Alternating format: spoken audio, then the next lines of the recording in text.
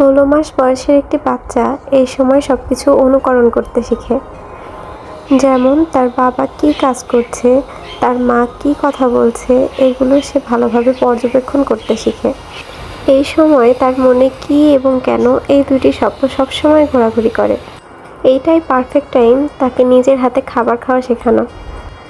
আজ আমার মেয়ের দুপুরের খাবারে ছিল পোলাও, মুরগির মাংস আর সাথে মিষ্টি কুমড়া ভাজি। এখানে ফার্স্টে আমি প্রতিটা খাবার আলাদা আলাদা করে তার মুখে দিয়েছি। তারপর ভাতের সঙ্গে মুরগির মাংস, পাশাপাশি ভাতের সঙ্গে মিষ্টি কুমড়া ভাজি খেতে কেমন টেস্ট লাগে এটাও তাকে আমি বোঝানোর চেষ্টা করছিলাম। সে যে একা একাই খাচ্ছিল বিষয়টা এমন না, আমিও ওকে খাওয়াই দিচ্ছিলাম এবং খাবারগুলো মিশিয়ে আমি ওকে দেখাচ্ছিলাম যে এখান থেকে খাবারটা নাও, মুখে নাও, এভাবে খাও।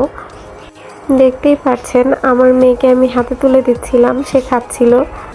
এখানে আমি খাবার খাওয়ানোর পাশাপাশি ওর সঙ্গে অনেক বেশি গল্প করছিলাম। যেমন মাংসটা ওর মুখে দিয়ে বলছিলাম এই খাবারটা অনেক ইয়াম্মি, এটা অনেক মজা। আমার বলে যাওয়া এই কথাগুলো তাকে নতুন খাবার আইডেন্টিফাই করতে এবং তার কথা বলা শিখতে অনেক বেশি হেল্প করবে। পৃথিবীর সব বাচ্চা ভালো থাকুক, সুস্থ থাকুক, এই আশা ব্যক্ত করে আজ বিদায় নিচ্ছি।